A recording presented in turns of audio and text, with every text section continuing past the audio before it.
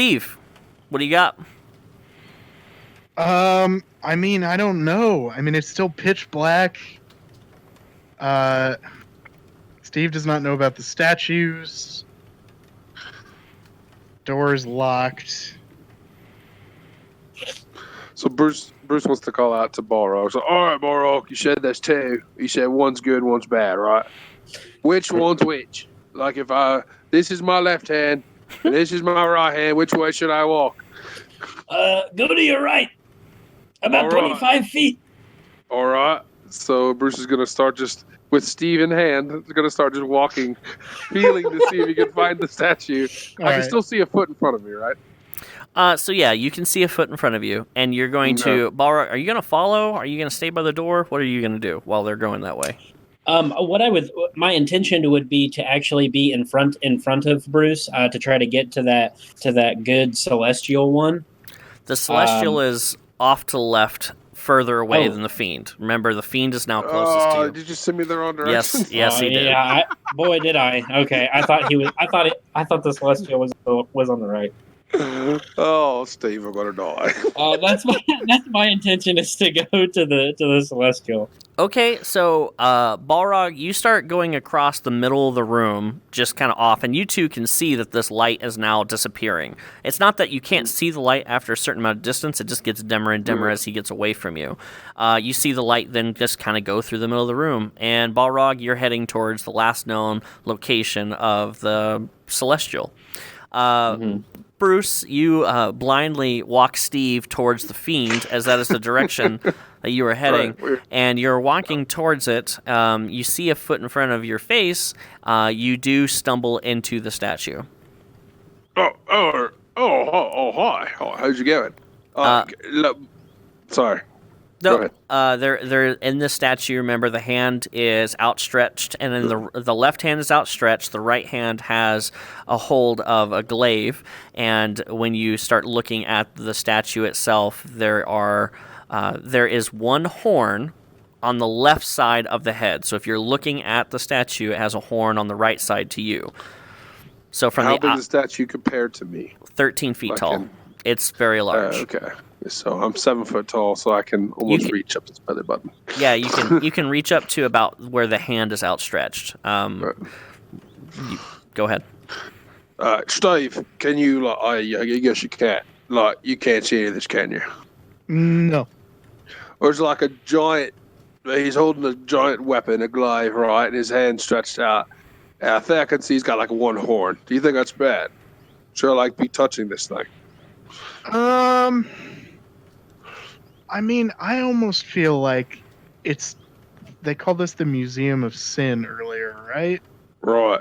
So probably the bad one is the one that we want to do something with, right? Oh, I mean, yeah. Should I grab his weapon or something, or touch his wiener? I mean, what do you think? I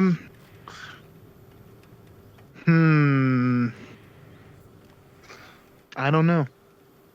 I would like to do an investigation check to see if there's any parts of the statue that move that I could see, maybe. Absolutely. Go ahead and give me a roll.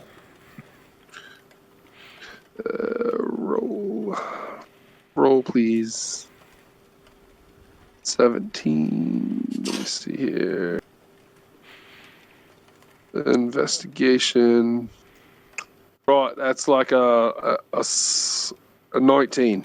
19. Okay, Balrog, are you going to investigate the celestial? Correct, is that your intention? Go ahead and give me an investigation roll from you as well.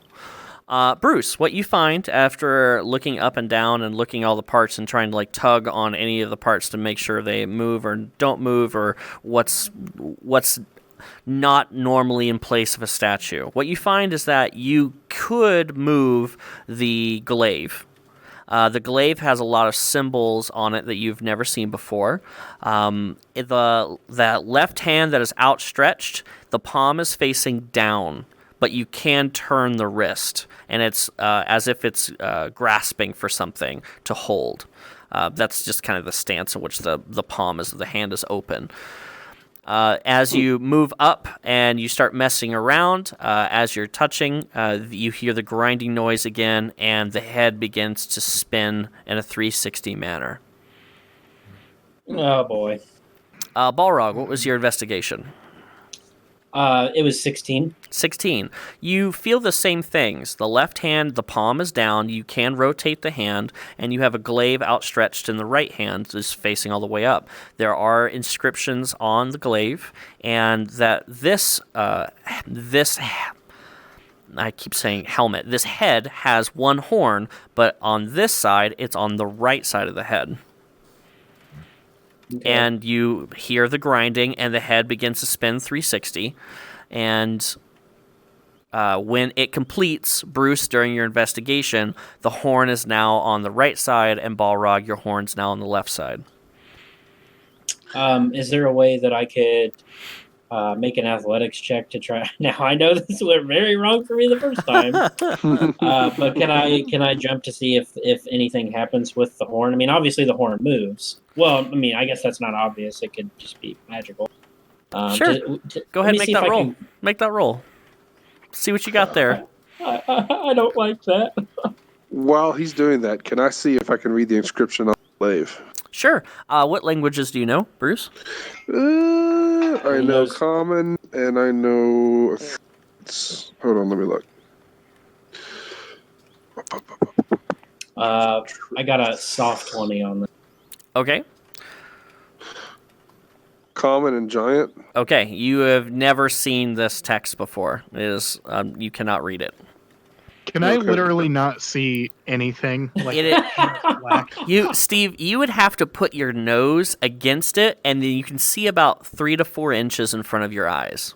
Okay, if I feel around for the glaive, can I read the inscription? Oh yeah, you get your eyes right up against it, and you just kind of like you're pushing your face against it and running your head up and down, trying to read the symbols. What languages do you know, Steve? Common, Abyssal, and Dwarvish. You do not know or recognize the symbols on that glaive. Balrog, you jump up and you do a nice little upsies, and you are trying to grab onto the horn to make sure I understand. Yeah. Yeah, you grab onto the horn, and with ease, as soon as your body weight's going back down towards the earth, the horn on a hinge moves, and you pull the horn down, and the horn hinges, but with your weight, it breaks off. Oh, boy. Hey, guys, can you hear me over there? Oh, yeah, Balrog, what's up, man? I accidentally snapped off the horn off of the Celestial. Really? Yeah, go ahead. Oh, bring it over here. Let's put it on this one like it better or something. So as he does that, I would like to cast Divine Sense. Okay, 2 things, Balrog. You have, as long as I haven't gotten mixed up here, you have the Celestial. You've broken off the Celestial, which, if I remember right, good Lord, I don't have my notes in front of me, that was the left horn. Correct. So I want to make sure that I get something that I get something correct, because the last time, whenever their heads spun around 360 degrees, I thought they switched, but they did. It's the horn. It's the horns that switched, not them. Correct. That is a good guess. Okay. Enough said. Gotcha. Okay. Perfect. So you now have in possession a left horn. And, okay, Bruce, Steve, what are you guys doing? Do we try to pull the other horn off too, or do we try to put them both on the same statue? Maybe we'll try putting him on some statue first, or like his hand's out, right? So maybe put the horn in his hand and see what happens. Okay, yeah, that sounds good. So we're Right. just waiting for Balrog, I guess. All right, Balrog, you're just heading over to their other statue? Yeah, keeping in mind that I have Divine Sense on again. Mm-hmm. So you are walking from the Celestial, and you know that you're walking towards the Fiend. So, Balrog, what are you going to do with that horn? Let's go ahead and try to put it in its hand. Okay. Are you turning the hand at any... Are you turning it so it's palm up? It's palm like down. palm up. Right. No. It's palm up. Okay. I would like to turn it to palm up. It is palm up, and you are at the Fiend, and you put the Celestial's horn into the Fiend's hand, And when you do so, the right hand that's holding the glaive opens, and the glaive then falls to the floor. Neat. Oh. I would like to pick that glaive up. Okay.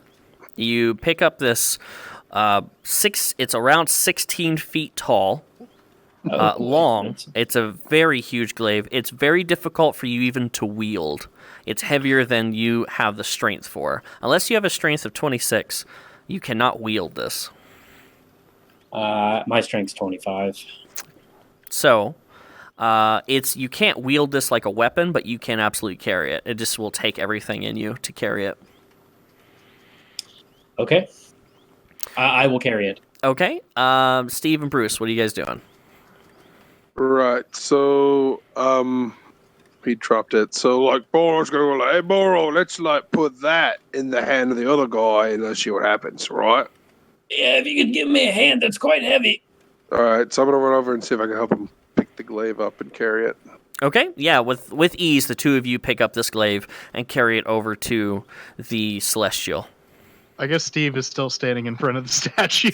Yeah, I mean, you can follow Balrog over. He's got his light, so you can Okay. follow along. Yeah, absolutely. Okay, I will follow then. So I'm holding the glaive with one hand and then the everlit torch up with the other. Yeah, you guys are basically you carrying it over. It takes two of you to carry it, but you take it over to the Celestial, correct?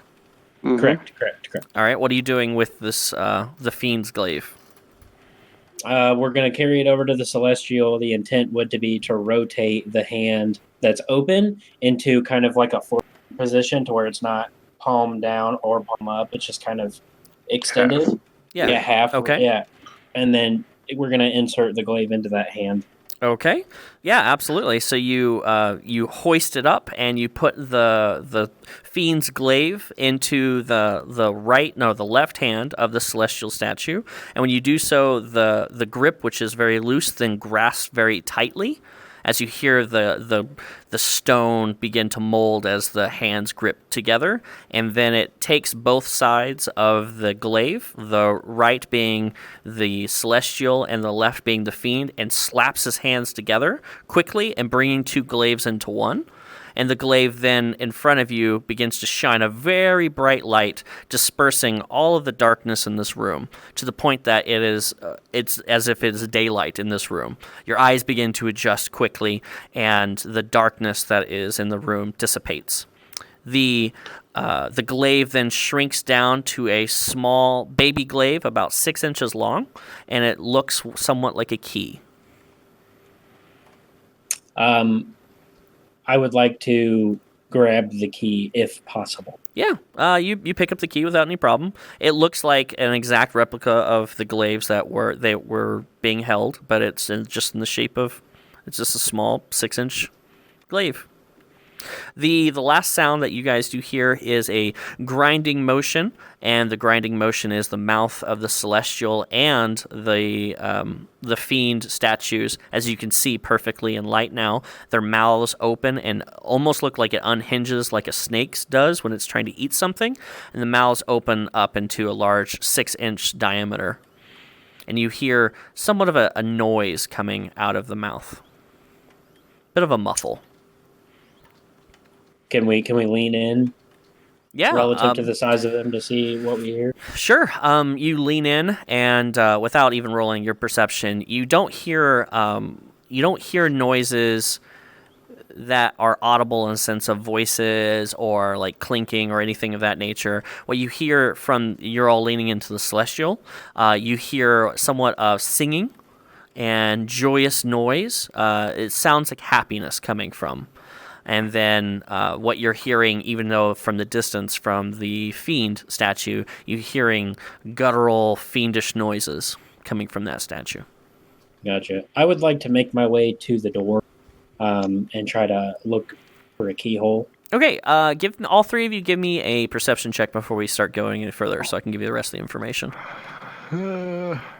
Boy, I rolled a 3. Oh, boy.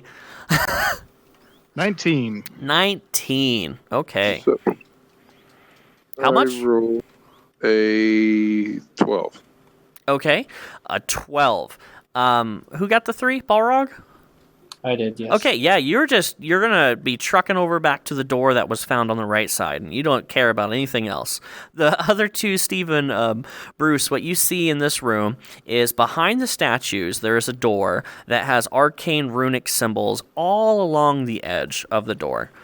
To your left, so when you come into the room, you have a door on your right, and that's what Balrog put his ear to. The door on the left is the new one, and the door on the left has it's a normal-sized door, but it has an extremely large keyhole. We're talking like 7 to 8 inches wide keyhole.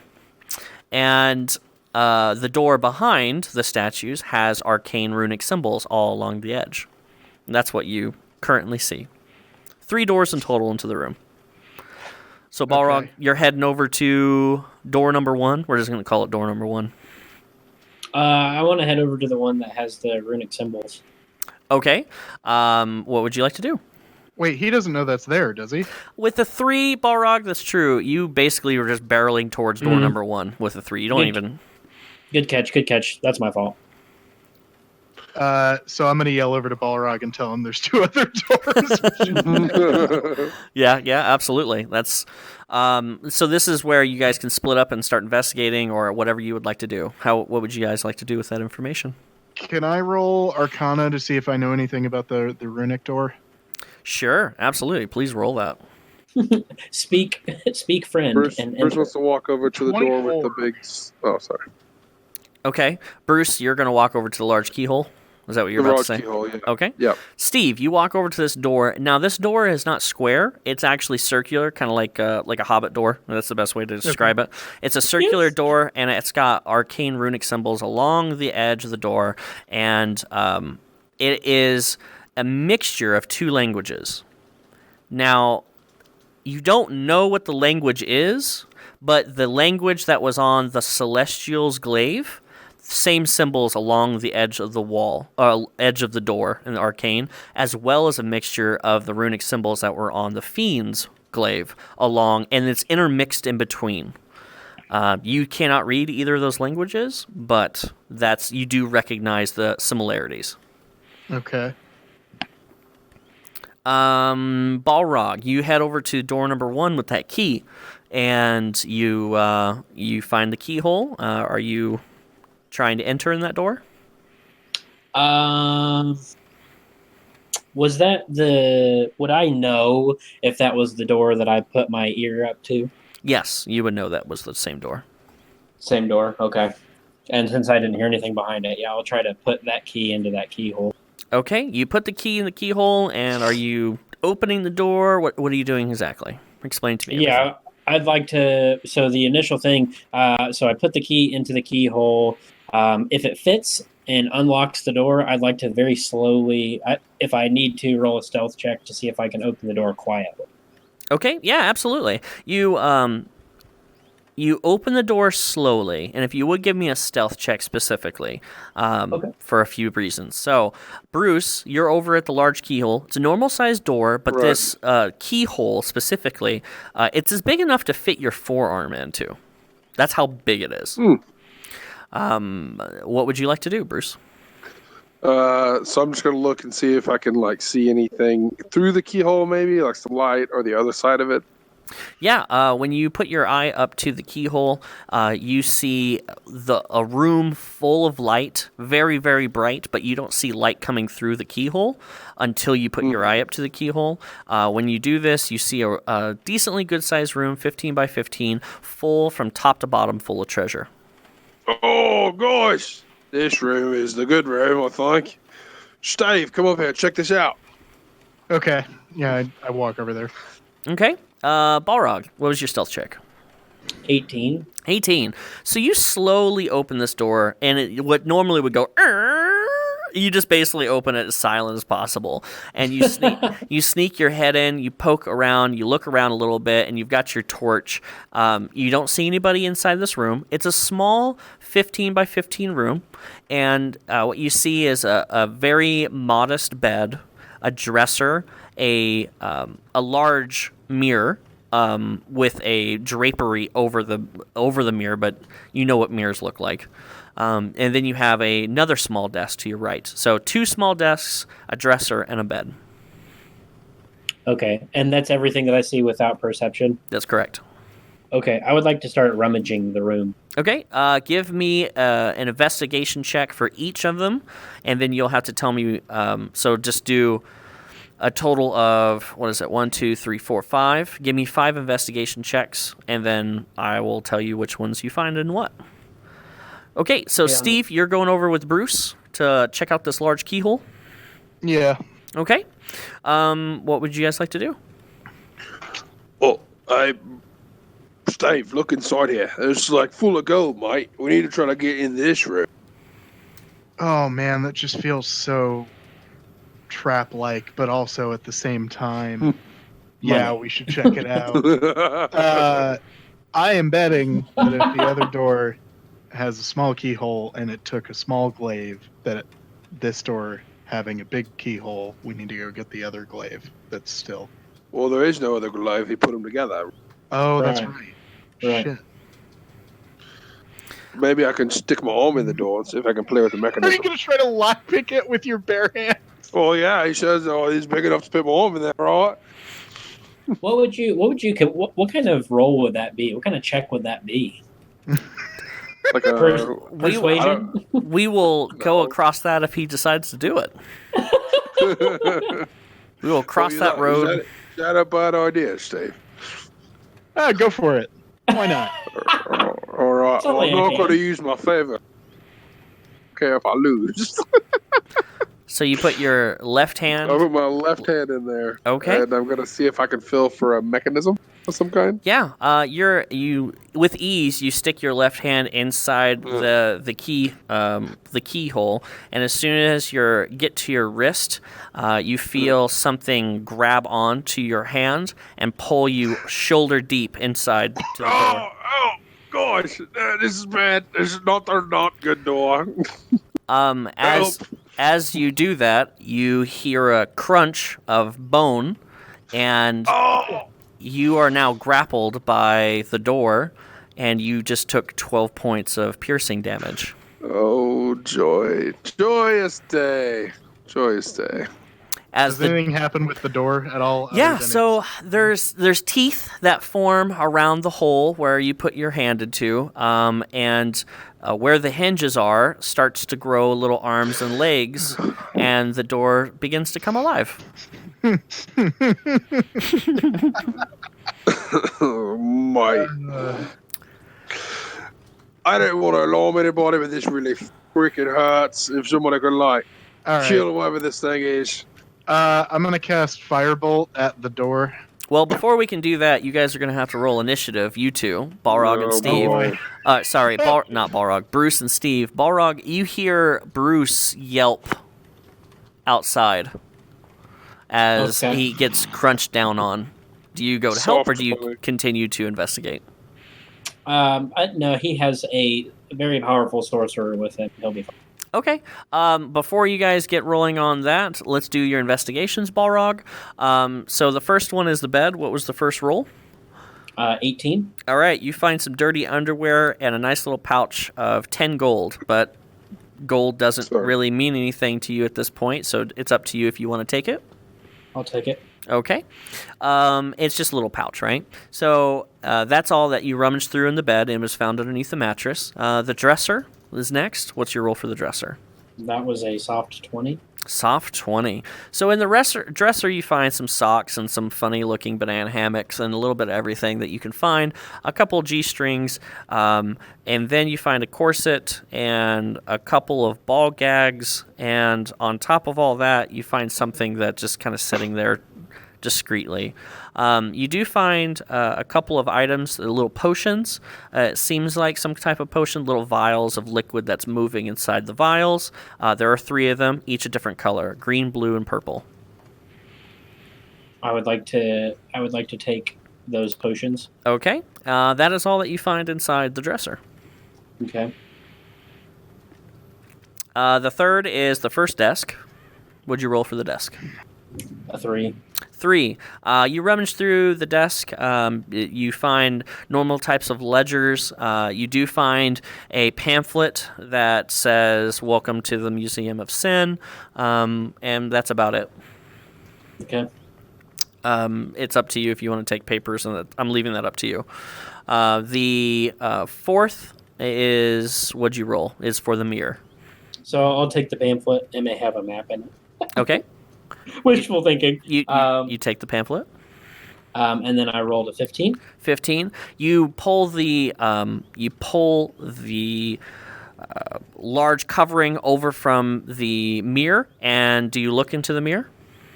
I do look into the mirror. Great. When you look into the mirror, you begin to see a younger version of yourself. Oh. And that younger version is doing some things, and some of those actions we will have to talk outside of stream. All right. And as we are going to play that as the final one, but I also need to get your other investigation, so we'll end with you looking into the mirror in this room. Not the episode, but we're going to end what you're doing. So your 5th investigation for the final desk. 17. 17. You find a wax making kit and some best way to put it is like stingers and bee butts and some venom materials. You could possibly think that some of these materials were trying to do something with alchemy. A lot of raw materials. You could easily put them in like a little sack that you found. There's not a lot of it. There's just some of it. So you could put it in a little container if you wanted to. But that's all that you found. Okay. I'll do Some that. raw alchemy items. And that's what you put in your bag. And then that's where we'll go to you looking into the mirror. Back to you guys, Bruce and Steve. What'd you guys roll for your initiatives? Soft 7. 20. Okay, 7. And Bruce, what was yours? Soft 20. Soft 20. So it goes Bruce, the Mimic, and then Steve. Okay. Bruce, you are grappled. Your left arm is all the way inside of this door. It's now come alive, and it's chomping down. You took 12 points. Did you already mark off your 12 points? I already Okay. marked my 12 points. Good. It's your turn. So I want to rage. Okay, Because I'm absolutely. pissed off that this thing bit me. And then I just want to start wailing on its face. I'm assuming I'm right in front of its eye and its mouth and all that. Well, there is no discernible eye, mouth, or face other than you think your hand's probably in the mouth, but you don't see any kind of Right. like ears or eyes. It's alive. So I'm just start wailing on it. Just Okay. with my other hand, just start just punching whatever's there in front of me. Okay, go ahead and roll 2 attacks for that. Okay. And while you're doing that, or I'm going to have the Mimic go ahead and attack you, which it rolls a 16 in order to hit. Does the 16 actually hit you, Bruce? It doesn't. It does not? Yes. Yeah. Oh no. That is my AC. Okay, so it does hit you. Okay. Yeah. And it's going to use its action just to chomp down and try to keep the grapple. So it's going to make an anti-grapple check, which you'll need to do a strength check.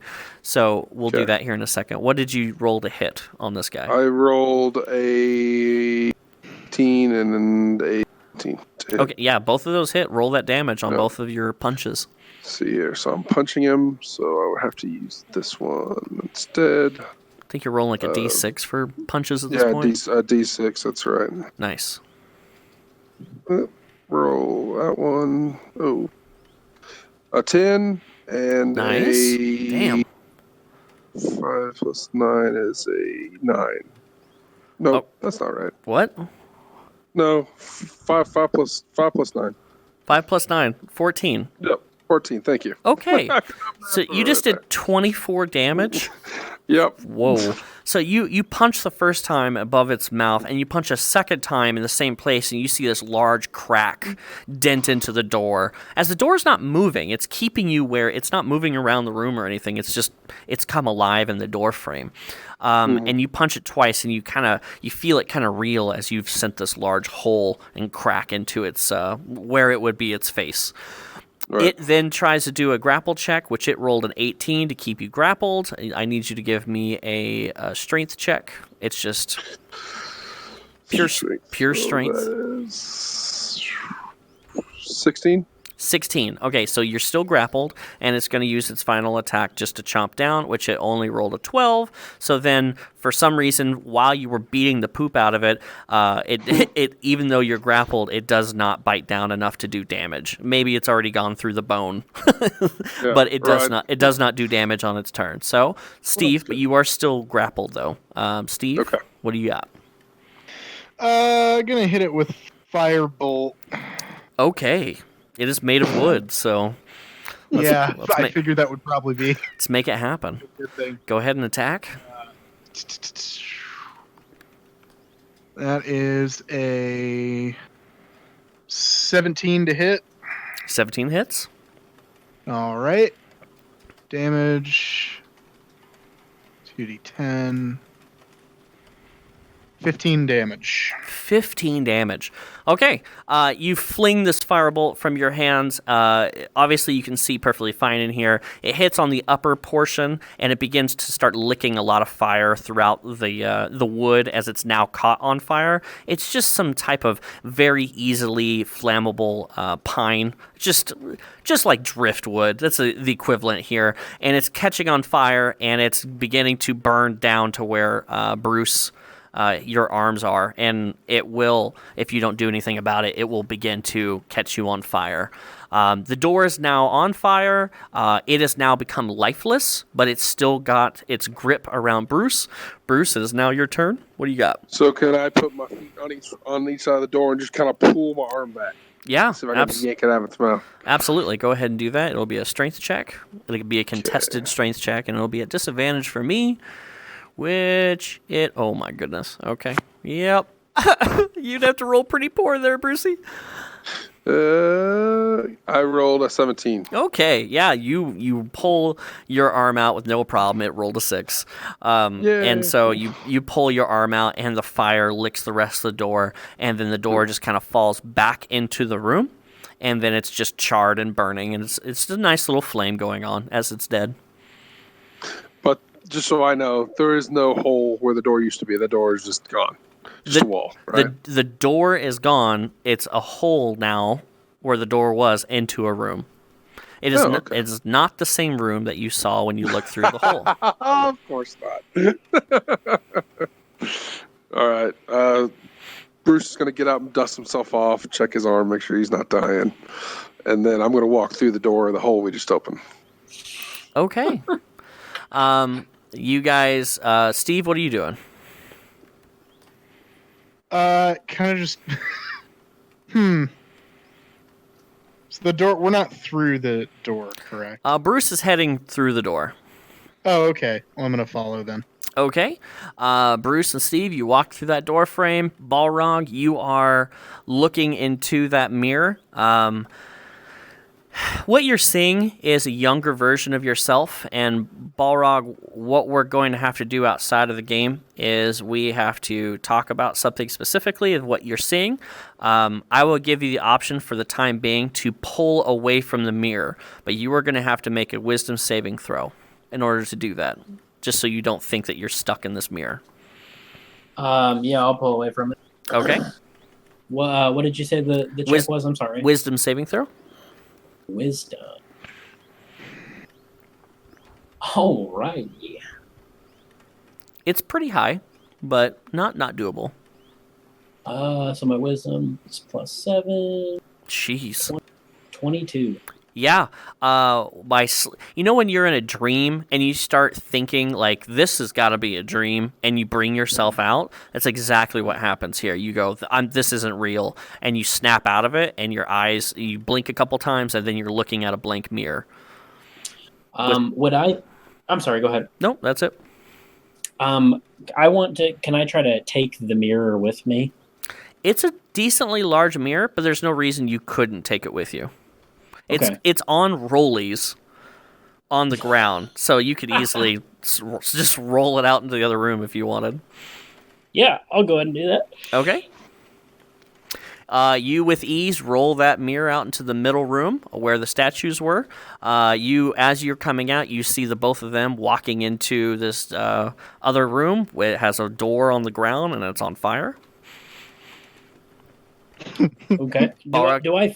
Do I feel a type of way, or is it just status quo? It's status quo for you. Perfect. I will just noticing that, I'll walk in there with him. Okay. You walk in behind, and the three of you walk into a room. As soon as you pass over the threshold of the room changes immediately. The room, it went from what looked to be a very empty room with like just a couple sconces. When you pass through the door frame, what you see is this room is filled with gold and plates and weaponry and things that are extremely ornate. You would need to give me a perception check to see more. And there's objects that you don't recognize that are everywhere. On the back wall, there is written in a beautiful lipstick type of red just carved into the back wall, almost like a neon sign that says 40D. I rolled a 15. 15? 13. 13? Balrog, you rolling 2? Yeah. Okay. Perception? Yep. Yes. 20. Soft 20. Soft 20. Okay. For the lack of a better term, what you guys see all around you is you see treasures.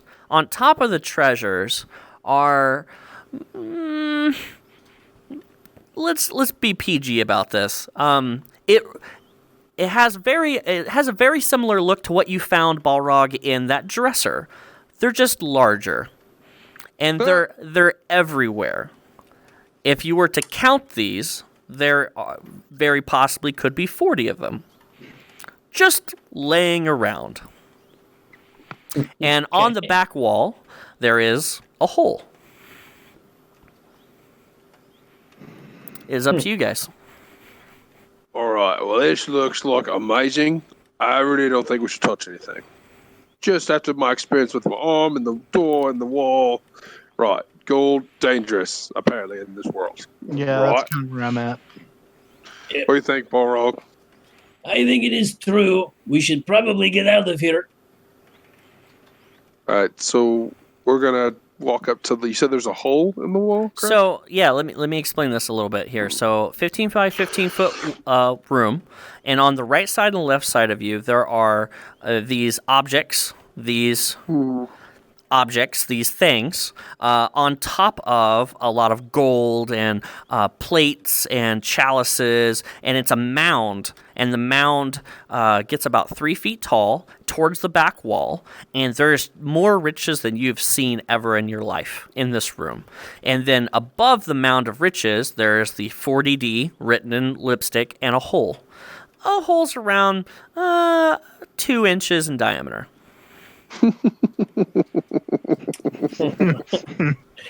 Have we seen anything like this before? There are objects all around the floor which look about that. I would like to. God, I don't want to do that. I'm gonna hang out for a second. Okay. Bruce would like to look at the objects to see if any of them have any writing. Yeah, none of them have writing. They're just various colors. Okay. Of course. They're not all the same size. Does it even match the color of the writing on the wall? There's certain ones that look the same kind of color, like a red lipstickish. Yeah. All right. Right. So I vote we take one of the red ones and put it. You were cutting What do out you guys there. think? Oh, sorry. Hey, guys, I think we take one of these red ones, like that one, and we put it inside the hole. What do you guys think? Okay. Just like jam it in there real good, right? Be our guest. All right. So Bruce is going to walk up to one of the ones that matches the color of the writing. Okay. And you're gonna touch it, right? I'm going to pick it up. Okay. Yeah, pick it up. Yeah, as soon as your skin touches this object, it disappears, and you feel a searing pain on your back. Oh, right. Well, touch anything because that friggin' hurts. Bruce, there's how something much- on my back. Bruce, how much health do you have? How much Right health do now. I have left? I have 90. Okay, good. You've taken 1 piercing damage, and you felt it Joy. purely on your back. Great. Can I use Mage Hand to pick one of the objects up? Or try to? Sure, yeah. You use Mage Hand, and you pick the object. You pick the object up, no problem. Okay. Well, then I Jay, use- Steve, you could do that earlier. Now I'm I like use- burning. I use Mage Hand to put it in the hole. Okay, you use Mage Hand to put it in the hole. When you insert it into the hole, you as well feel a searing pain on your back. You take 1 point of piercing fire damage. Oh, I'll go along with the group. Okay. Are you also grabbing one of the objects on the ground? Yes. Okay. Is same kind of nature that they're grabbing as well? Yes. Okay. You grab one, and as soon as your hand touches it, you feel a searing pain on your back, and you take 1 fire damage. Like when I say searing pain, I mean it's like branding pain. Like it's intense. So, like, can I turn around and be like, "Oh, Steve, do you see my back? Do you see like a mark or anything on my back?" I want to take a look at his back. Yeah, without doing a check, you see that there is a large circle, about 12 inches around, right in the center of his back. And towards the bottom right is an outline of a dick and balls. Branded. Yep. That's what I thought. Oh, right. Well, no. You don't know that yet. Oh, all right. What is it? Is it a teddy bear or like a panda? I'm not. It's some sort of arcane symbol, but it suggests to me that we Does should. Does it look cool? You should go ahead and keep grabbing those. Oh, it looks great. You should just keep grabbing those and trying to put them in the hole. Sweet. Okay. Bruce, what are you going to do with that information? I'm gonna go grab another one. Yep. And you go to grab another one, and as soon as you touch it, you feel that searing, and you Okay. take another point of damage. And I'm gonna check his back again. Yep. And now next to that, there is another one, and it's forming. It's filling in the circle, the outlining circle inside of it. Now there's 2 of them. This one is different in shape and size and style. Is it 2 bears now? Is it 2 pandas on my back? Something like that.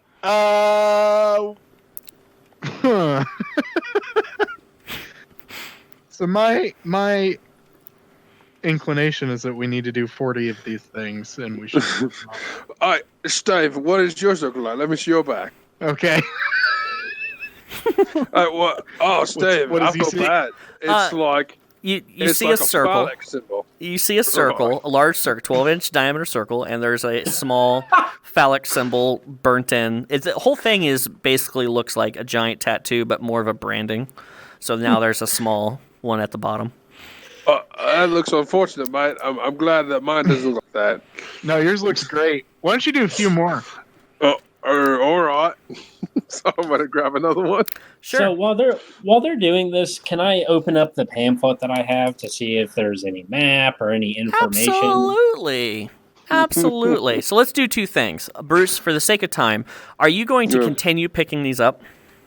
As long as Steve will allow me Okay. to continue to hurt myself. You're prepared to take 40 damage? Okay. I mean, I would Well, still leave him at 40 because he I'm can't, a fucking tank. because you guys took 2. But yes, so you're going to continue doing this. Balrog, before we come back to you, Bruce. Balrog, you open up this pamphlet. On the front, it shows, "Welcome to the Museum of Sin," and there is an addendum in the front, and it says, keep all hands and feet inside the ride at all times. And in the front, it says, please get a stamp at each of the markers. And it's got a stamp mark and a bolded point next to each of these. One says pleasure, fear, two-face, obvious trickery, big gulp, no control, absolute dark, the duo, things like this. There's like bulleted points it's got like an empty square where you get your markers checked. A few of these are already checked off. Which ones are checked off? You currently have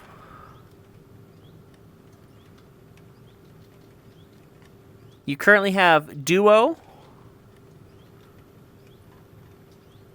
Two-Faced,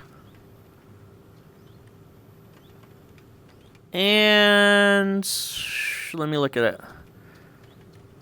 And Absolute Dark. Those are the ones you currently have.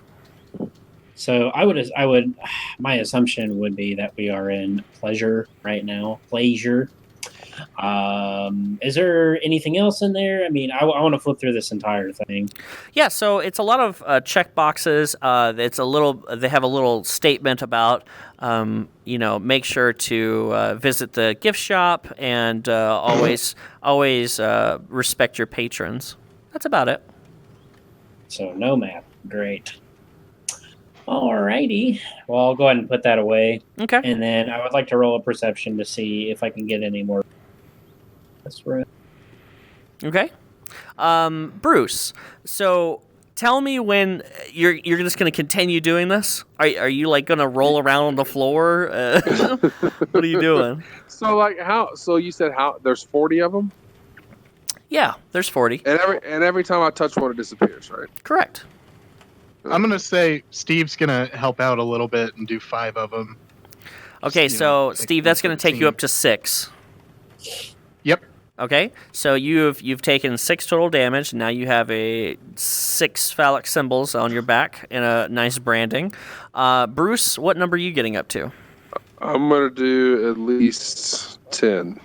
Okay, so you get up to 10, and the circle is about half full. It's the bottom half of it is about full of different shapes and sizes, and they're all interweaving. It looks like, if you ever seen like a den of snakes, it would be like looking at the snakes, but each of the phalluses are snakes, and they're all kind of like writhing on top of each other. I'm gonna have a whole jungle of pandas in my bag. It's gonna be sweet. It's like my 21st birthday party. So, currently, Bruce, you've taken 20. Steve, you're at 6, and Balrog's taken 1. I would like to. I'd like to try it. There is. We all are familiar with the myth of Steve. I would like to try to persuade him to essentially take one for the team, and he himself try to unlock the mysteries of this hole. You think I am going to put this beautiful instrument in that hole? I mean, we've been solving puzzles all day. You know what? I put my arm in the door and it was fine. Just put it in there. It'd be all right. What? No. You know what?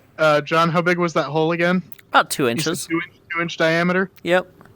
Yeah, it's not going to fit. Oh, for God's sake. Sorry, guys. Man. I would, but, I can't. Well, spit on we're it first or something. Get it ready. Overindulgent here.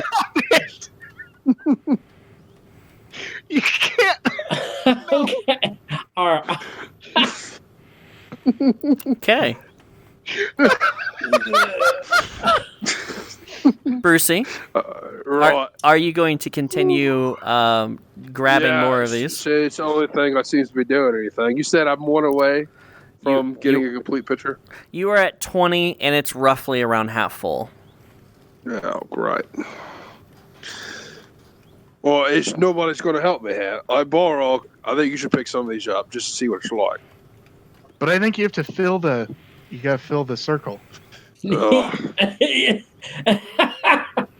What circle? Wait a minute. I thought it was a forest of pandas. We have to complete the circles of pandas. I don't know why. Maybe I'm just getting phalluses because of my own magnificent phallus. Oh, all right. Cute panda bear. Okay, cool. So I'm going to roll around and pick up enough I need to complete the circle. Okay. To move this along. Yeah, you pick up the... Let me see here. So you're at 20, Balrog's at 1, Steve's at 6. Before he starts doing that, I'm gonna help him out. Hang on. Yeah, just try. God. I'm gonna do enhance ability Bear's Endurance, so he gets 2d6 temporary hit points. Ooh. Okay. And that's that perfect. Is 9 temporary hit points. Great. Sweet. You continue to roll around on the floor, touching as many as you can, just burning through this.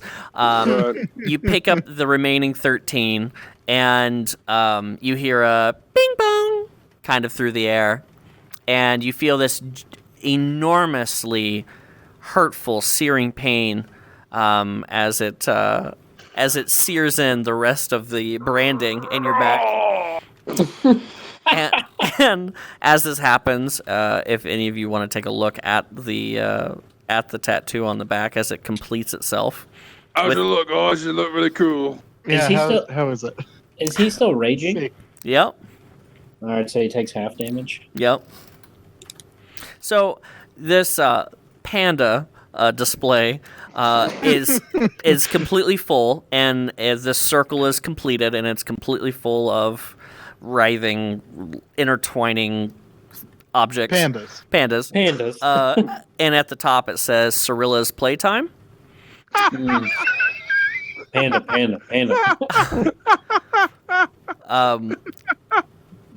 Brucey, Yeah. you have gained the spell of Cirilla's Playtime.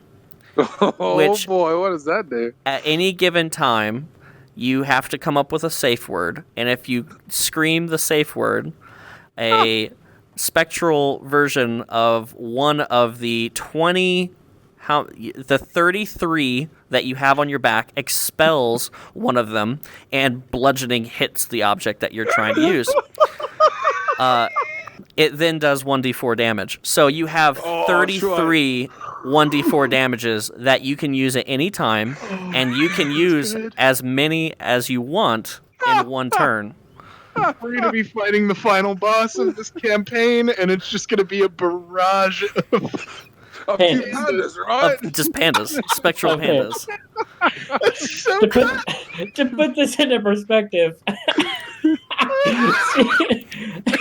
whereas Steve's would be 1d12, his is 1d4. Yep. So that is Cirilla's Playtime. That you now, it takes no spell power. It works like magic missile. There is no doesn't have to hit.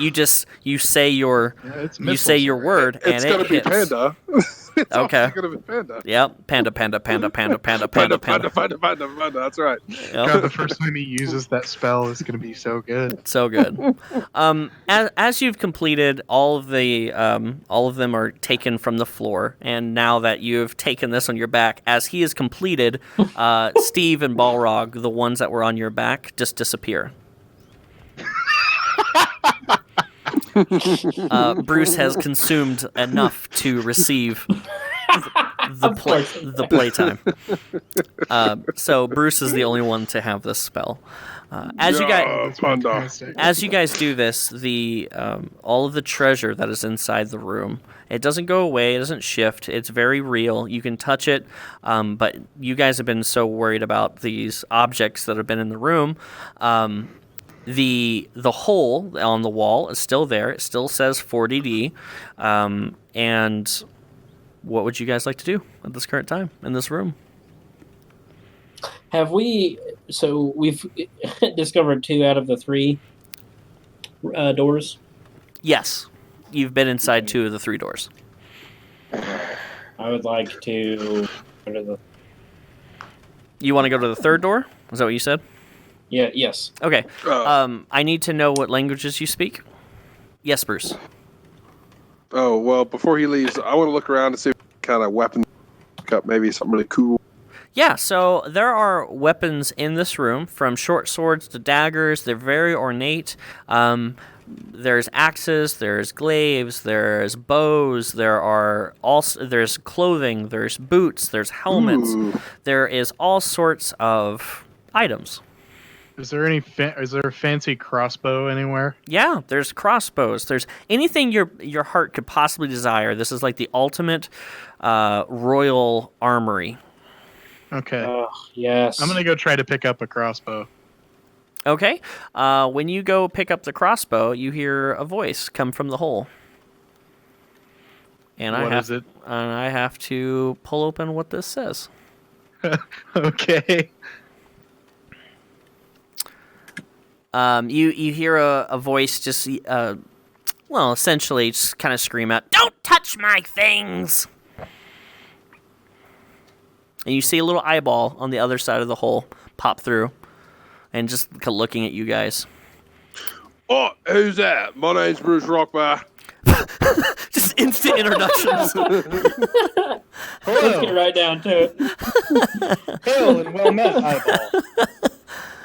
Check out this sweet new tattoo I got on my back. I love pandas.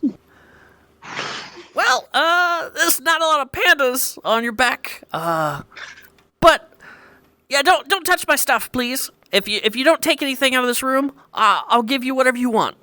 I've got connections. Okay, I want this crossbow. Are you picking up the crossbow? Well, no, I'm telling him if I don't take anything, then I want the crossbow. Oh, Yeah. Hold on. Wait a minute. Little guy. Did you see like a demon lady and another little guy run through here recently? Sounds just like you. Yeah. I haven't seen anything. This is pretty much the only room I've been in for the last about 200-300 years. Nobody really comes in here. Oh, well, we don't need any insight to know he's lying. Go ahead and drive up whatever you want, guys. Let's get out of here. Do you guys pick up any of the stuff? Yeah, sure. I'm gonna pick up a breastplate. I'm going to pick up a warhammer. Okay. I'm Steve? going to swap out the crossbow that I currently have, which has never come into play, but I do have one Sure. for the fancy crossbow. Yeah, do you want it to be a hand crossbow, or are you looking for like a medium or a large? I have a light. I would like to have a heavy crossbow. Yeah, absolutely. There's a heavy there in the corner. Sweet. I'm going to grab that and Yep. drop my old one there. Yeah. Try to make it a trade. Yeah, so it's actually really great that you did that. He goes, well, that's the only way we do things around here. You give me something, and I give you something. Oh, cool. But Right. you've got to take your old and put it through the slot.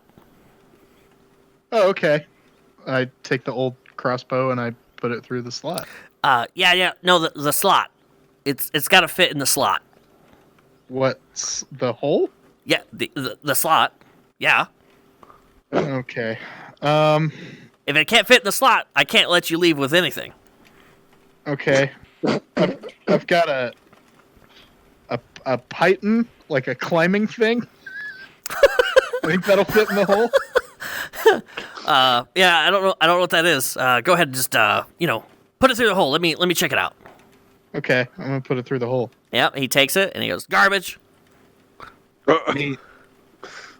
But I'm keeping it. Okay. That's fine. I don't really need it. How about I can summon bread at will? You Can I have summon some you have fresh food? bread? You have food? Yeah. Yeah. Put that through the hole. Put that through the hole. I'm gonna summon like a breadstick. Yep, one breadstick. And he put it through the hole, and you hear just chewing feverishly on the other side. I'm going to need about 16 more pounds of that. Mm-hmm. I got a family to feed. 16 more pounds. I mean, I can make that happen. I'm just gonna have to stand here for a while. I got carrots if that helps. No. We Okay. only the bread. I'm just gonna keep summoning bread. Yeah, from your magical robe. Yeah, there's no cost. It just takes an action. So I Yep. keep doing it. Every 7 seconds, you summon a loaf of bread. You're gonna need 16 loaves, so you're gonna be there for a couple minutes.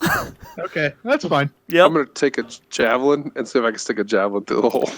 Yeah, so you insert it and you hear like an old Matrix printer kind of noise. It's just like going through, and it's grinding up, and he goes, garbage.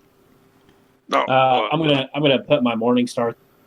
Oh, Yeah, Even if you it can't wasn't. fit that. I'm gonna force my morning star. What? It's a 2-inch hole. it's not pliable. No, it's guys. okay, just Yeah, spit red on it. things in it. Just- That's just right. spit on it. Spit on it. It does not fit. It will not take it. I'll let you have anything in the room, but you got to give me something of at least equal worth. Of equal worth. Well, at least in my eyes. Well, if only I had my bag of holding, I had some cool stuff in there we could have traded. But no. Isn't it just like you to bring up the past, Bruce? Right, yeah, thanks, Balrog. All right, well, Bruce is going to take it off. Bruce is going to put the chest plate down and just, like, sit there and pout, I guess. Okay. I will put the pouch. I will ask him if 10 gold would be worth me taking a warhammer. Show me which warhammer you want. And his eye kind of like darts around the room. How about that one in the corner? It's the one you were wanting. If it's the one that I was wanting, then yes. Yeah, put that pouch through. Put that pouch through. Can I roll an insight check to make sure that I'm not going to get shafted once I relinquish the 10 gold that I stole? You could, sure. It's kind of not a use of insight. It's more so of if he's, like, lying. But I will absolutely make this work. Steve, you're still producing bread over there. Bruce, you're just gonna pout? No, Bruce is going to stand back and be like, what if I tell you a really funny joke? My insight check was 24. Okay, 24 on insight. He's being truthful in the fact that he is trying to have something equal worth, and for whatever reason, he seemed very excited when you said the word gold.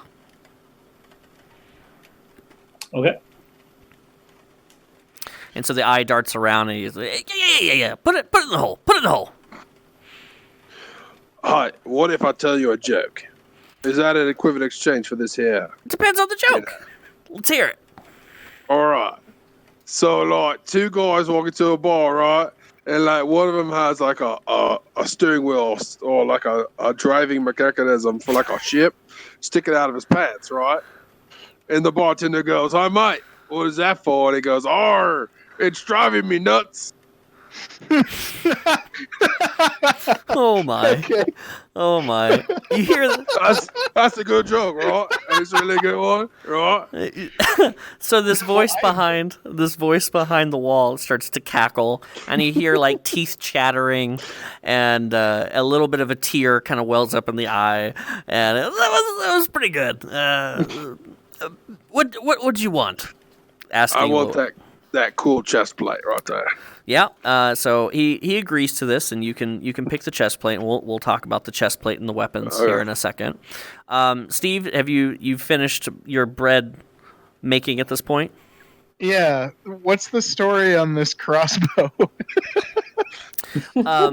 So we'll talk about the weapons and the items that you receive in this outside of the session, actually. Okay. Because there's a couple things that you guys need to know.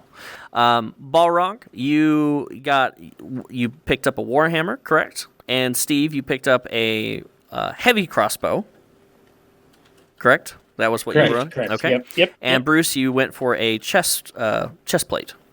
Right. Okay. Now, all the items inside this room all have the same type of symbols on them. As you see, the chest plate has a lion with its mouth open. On the crossbow, there's a lion with its mouth open, but from the mouth is where the crossbow actually shoots out of, so it's on the front of it. Balrog, your warhammer has, it's a lion head, two lion heads facing the opposite directions, and the snout are where the hammer ends are, so you're hitting somebody with the snout of the lion. So everything is lion-centric in this room. And you hear like little footsteps, and then like a door open, and then something creak open, and a little a 2 foot by 2 foot square on the wall kind of shifts to the side. And what walks out in front of you is a gopher-like creature, only about 1.5 feet tall, and he's got a bag, like a pouch about the size of him, and he's pulling it backwards. And it's you recognize the eye. It's the person who is behind the wall, and he kind of waves to you guys and says, "I really appreciate you guys, giving me items. I've been stuck behind this wall for quite a while. I needed somebody to give me equal trade in order for me to leave this area. I can't tell you how long I've been back there, and he opens the bag and." Do any of you peer or try to perceive what's inside the bag? Yes. Okay. No. All three of you give me perception rolls, and I'll tell you exactly the type of what you see. Hold up. I said no. Yeah. Okay. Yeah, Steve. Well, I meant for the other two. Oh, I- you said all I- three. I said 17 was my perception. Okay, 17. 8. Okay, Bruce, you don't actually see inside the bag. You're more or less just appalled by this little rodent creature talking to you. Balrog, what you see while he's kind of like rummaging through and you kind of peer over a little bit, you see essentially a network of nodes, and they're all connected by this ethereal line. And each of the nodes is represented by one of the gopher with a bag. And then as one gopher pulls something out of the bag, it pushes something, and a little dot goes along the line and pops out at the other node. And he goes, well, hold on a second. And he puts his hand inside, and then when his hand's inside, you see kind of like a bulb go out from the bag into this ethereal. And then when the bulb comes back, he pulls out a sword. And from this bag that seems like a bag of holding, he pulls out the sword and lays it down. And then he does it again and pulls out another item, puts it in the room, and goes down and pulls out another item and puts it in the room. And then goes back into the little room that he was in, and the door closes, and he puts his eye back up too. He goes, "So what else can I do for you?" Could you guide us out of here? Do you know how to leave? No, I can't really leave. My contract is to be right here. I haven't seen anybody in a really long time. It's been a minute since I've seen people, but my contract is to stay. I have no idea what's beyond that door. I have this pamphlet right here that has different sections of this museum. If I showed you it, would you be able to tell us anything about any of these other sections? Well, you see a little monocle go over the eye, since that's all you can see through the hole, and he Yes. comes back through the door and puts out his hand. Yeah, let me take a look at it real quick. And when he's looking through it, he's shifting through. He takes out a little stamp out of his little chest pocket and stamps the pleasure, and then hands it back and goes, "That's my room. Congratulations. Make sure to go to the gift shop at the end. I've heard they've got really great popcorn." All right. Thank you. Do you know how to get to the next part, the next section?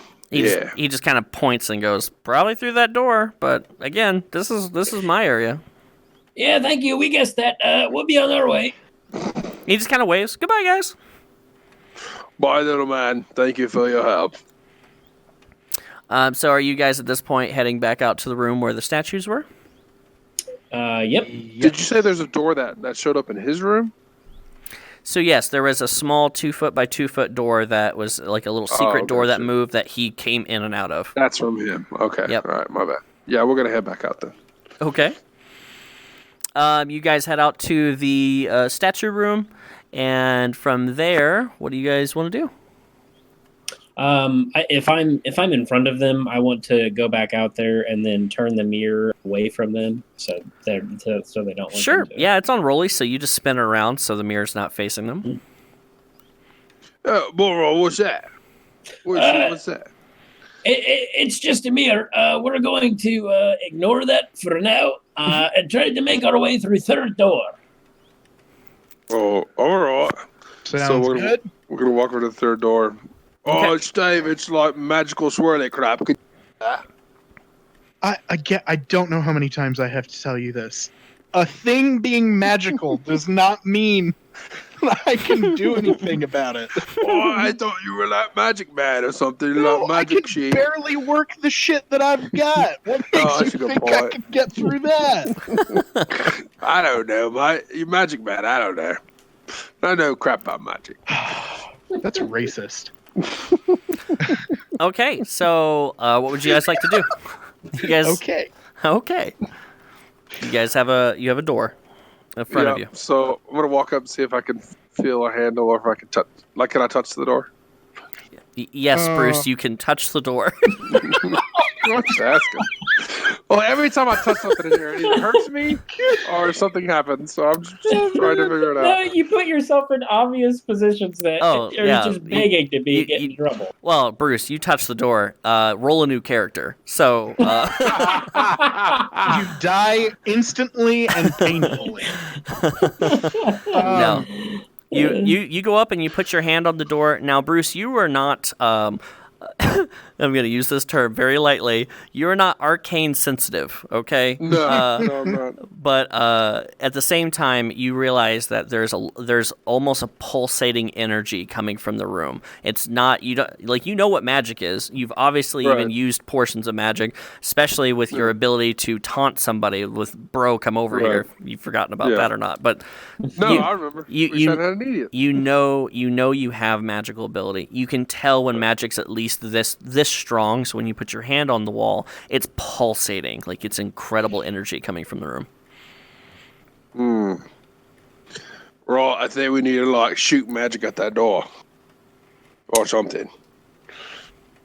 Have we, Bruce? See if door is just unlocked. Hey, Balrog, can you go to the statue that still has a horn and try to jump up and pull on it like you did the other one? Sure. Okay. So I'm gonna make my way over there and try to do that. Okay. Yep. Go ahead and roll athletics.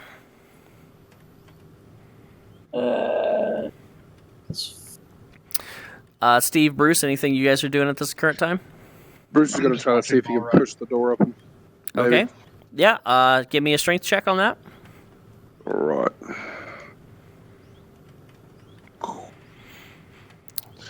That is a 15. How much? You were cutting out. 15. 15. You push with all your might, and you hear a... Oh, guys, I think I'm going to get it. That's We'll with push some more. That's with the 15. Okay, you're going to use your next action to push. Continue. Balrog, what are you doing? Do I hear that before I jump?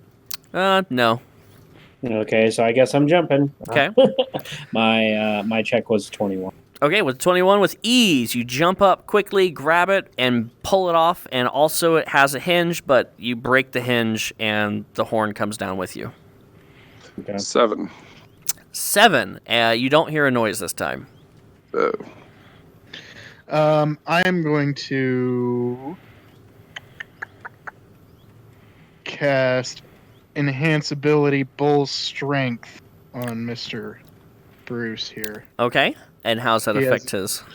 He has advantage on strength checks, and his carrying capacity doubles. Oh, shit. Oh, sweet. Yeah, you feel super beefy at this point, Bruce, if you're going to do that again. Oh, yeah, I'm going to roll again. Okay. Roll again. Balrog, what are you doing? Since I got the horn off of the top, can I just go ahead and grab the other horn that was just in its hand? Sure. That we put there? You've got 2 horns. Perfect. 11. 11. You push as hard as you possibly can. You feel the strength of Bull, powered by Steve's Bull, and you don't move the door at all. There's no sound. You got an 11 with advantage? Yeah, I rolled 2 the first time. Okay, I'm going to go try to push on the door. Okay. Okay. Try to push on the door. God, watch me fucking crit.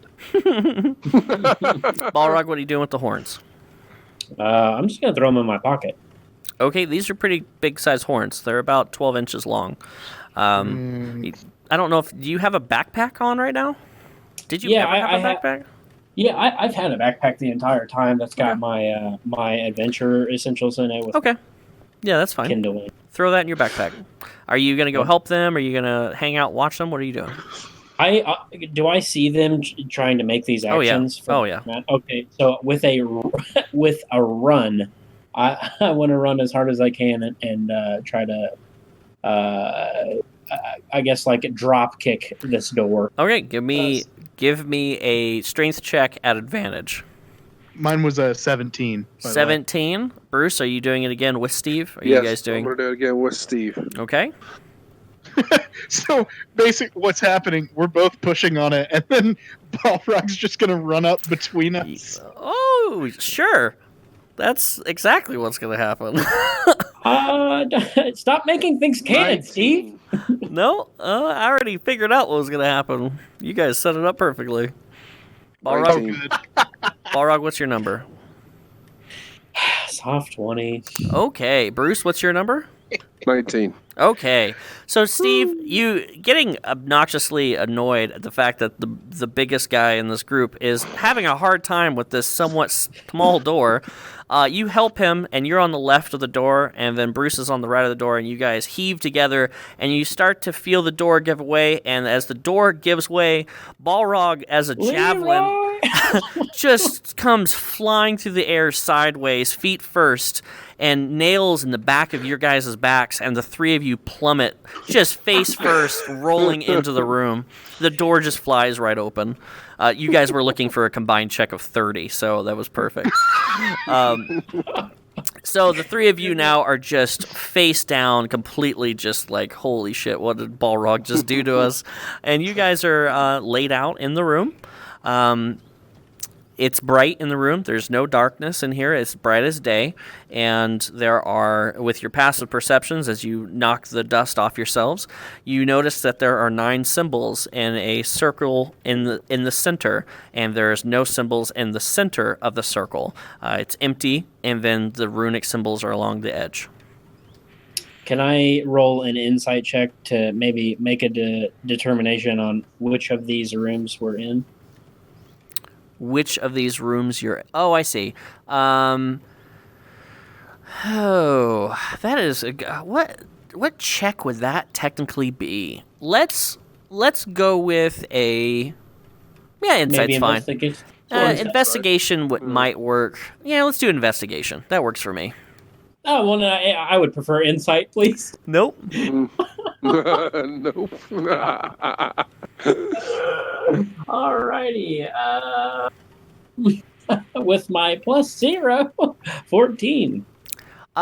With a 14, your investigation of, there's borders around each of the squares where you get your stamp. And in this border, you realize that there are some symbols on the ground that match of the border in the book. And this is what you surmise with the 14. This is the obvious room. Can I, at this point, allow each of my adventure team members here to take a look at the pamphlet and then kind of like, hey, good, tap on the paper and be like, this is the obvious room? Sure, yeah. You guys converse about that and get that information out of the way. So now that they're aware, that's what I would like to do. Okay. I've already explained the room. You guys have the floor. Yep. Yeah, you're going to say something, Steve. Go ahead and spit it out. I don't know. I've got nothing. Oh, well, geez, Steve, you've been a tremendous help today. Thank you. So guys, this is clearly the obvious room, obviously. Is there anything, Steve, maybe Arcana-wise, that you might be able to figure out with this room? Yeah, sure. Can I roll an Arcana check? Absolutely. Okay, wonderful. It's all right. Well, Balrog asking to use magic, but when Bruce does it, it's wrong. No, first of all, 25 with a nat 20, and second of all, he's asking me to look around and figure out if there's something I can do. Not just Well, that's what do I it. mean. Oh, okay. Excuse me. So let me make sure I understand this. You rolled a nat 20? Yes, and I have Okay. a +5 in Arcana. So you start investigating the room, and what you see around the room are certain symbols. There are 9 of them specifically. As you go around the room, some of these symbols make sense to you, as you've trained in that type of magic before. This magic, the symbols are the magic schools of magic represented by a symbol. There are 8 schools of magic.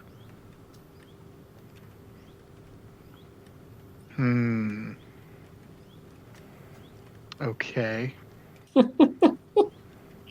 All right. No. I got something for this. So one of them is presumably evocation.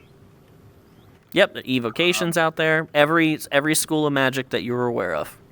And these are like symbols on Yep. the wall. They're on the ground. The On the ground. circle that you guys are all in the center, and the circle that's going around you has those symbols.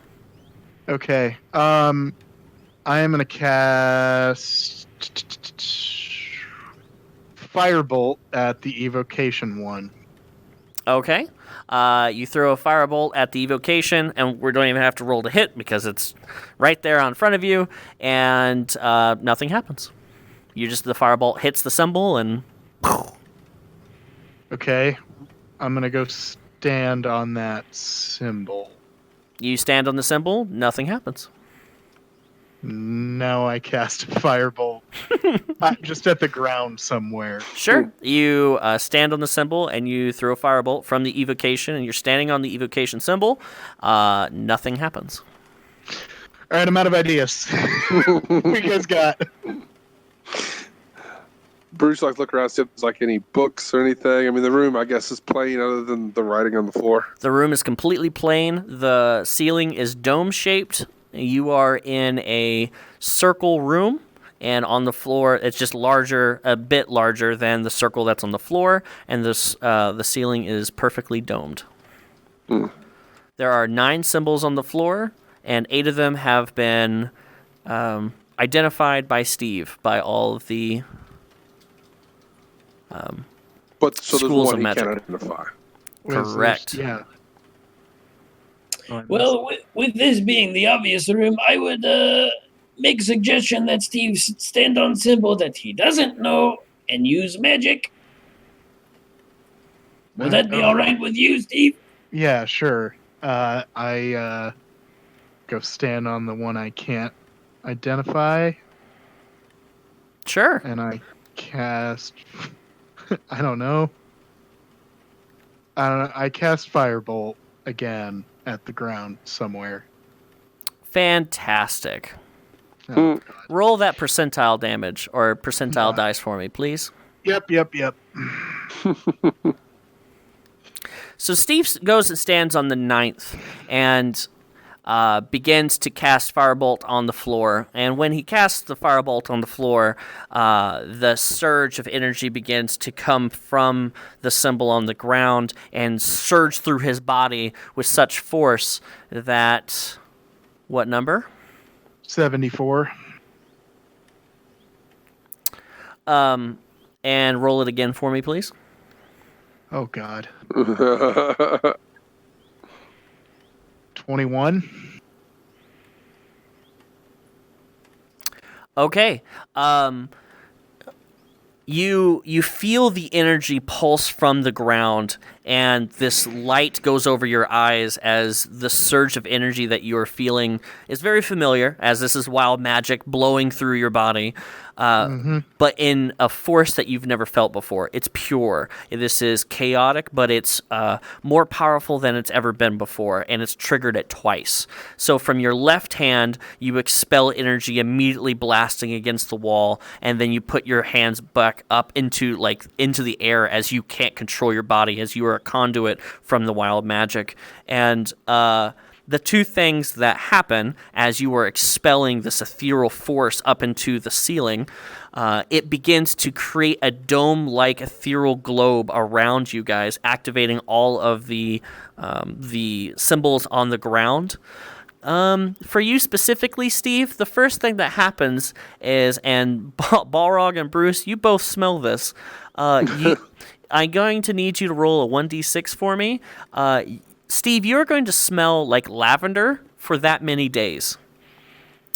Pure 6 days. 6 days. It is an unbelievably powerful lavender smell.